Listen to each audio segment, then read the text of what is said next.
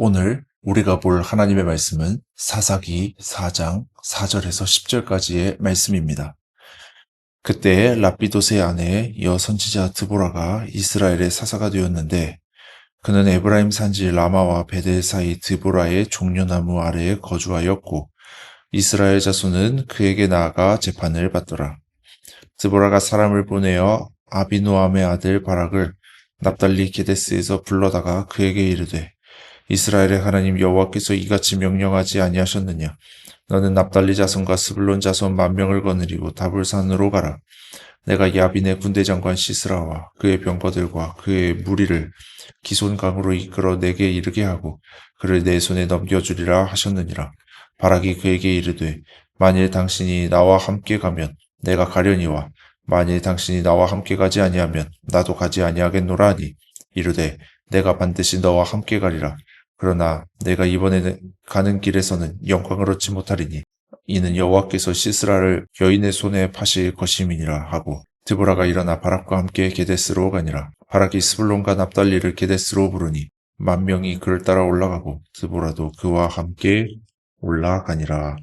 아멘. 영국의 윌리엄 캐리라는 사람이 있습니다. 이 사람은 현대 선교의 아버지라고 불리는 사람입니다. 그가 살았던 그 당시의 분위기는 하나님의 주권에 맡기자라고 하는 칼빈주의의 영향 때문에 선교가 활발히 이루어지지 않고 있었습니다. 이 윌리엄 캐리는 칼빈주의를 거부하고 선교에 뛰어들었는데요. 우리가 선교를 해야 저 믿지 않는 사람들이 주님께로 돌아올 것이 아니냐라며 선교에 뛰어들었습니다. 그가 31살이 되었을 때 침례교 선교회를 설립했고요. 그 이듬해 인도 세람푸르에 가서 죽을 때까지 거기서 선교를 합니다. 그는 인도의 문화를 존중하는 방법으로 선교를 하였고요. 그리고 의료 선교와 교육에도 힘썼습니다.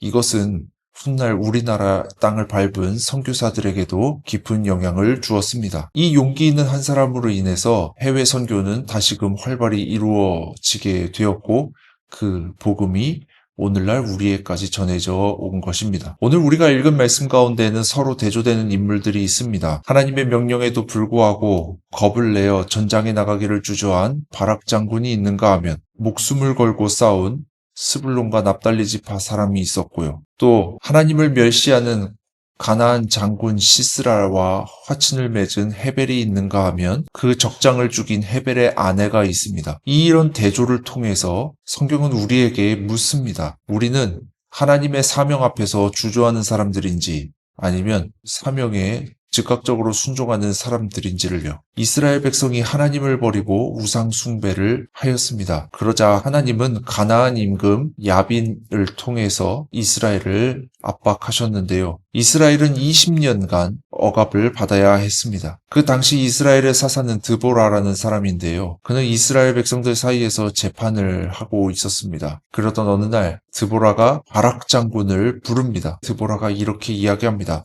사사기 4장 6절 말씀입니다. 드보라가 사람을 보내어 아비노함의 아들 바락을 납달리 게데스에서 불러다가 그에게 이르되 이스라엘의 하나님 여호와께서 이같이 명령하지 아니하셨느냐? 너는 납달리 자손과 스불론 자손 10,000명을 거느리고 다볼산으로 가라. 하나님께서 당신에게 명령한 것이 있지 않느냐? 그것을 행하라. 이 사사 드보라는 그렇게 말하고 있는 것입니다. 사명을 받았음에도 주저하고 있는 바락 장군을 재촉하고 있는 것이에요. 그러나 바락 장군은 여전히 주저합니다. 그는 이렇게 얘기합니다. 드보라 당신이 같이 가줬으면 좋겠다. 그래서 이 드보라가 바락과 함께 전장에 같이 가기로 합니다. 그러면서 드보라는 바락 장군 당신은 영광을 얻지 못할 것이고 당신이 얻을 영광은 다른 사람이 얻게 될 것이다 라고 이야기를 하죠. 바락 장군은 스불론 지파와 납달리 지파 10,000명을 거느리고 전장에 나가서 승리를 합니다. 그리하여 가나안 장군을 몰아붙이는 데 성공합니다. 하지만 가장 중요한 핵심 인물인 적장의 군대 사령관 시스라는 다른 사람이 죽이게 됩니다. 이 드보라의 예언처럼 된 것이죠. 이것을 볼 때 우리는 하나님의 명령을 수행함에 있어서 주저하지 말아야 함을 알 수가 있습니다. 이쯤에서 주의해야 할 것을 한 가지 말씀드리겠습니다. 감리교 운동을 처음 시작한 존 웨슬리 목사님은 그의 산상수훈 설교에서 마태복음 5장 6절, 즉 의에 줄이고 목마른 자는 복이 있나니 그들이 배부를 것이미요 라는 예수님의 가르침에 대해 다루면서 이렇게 말씀하셨습니다. 악은 모양이라도 버린다든지 열심히 선행을 한다든지 하나님의 여러 가지 법도를 준수한다든지 하는 것은 그 자체로서 반대할 이유는 없으나 이런 것들이 그의 참된 욕구를 만족시켜 줄 수는 없습니다.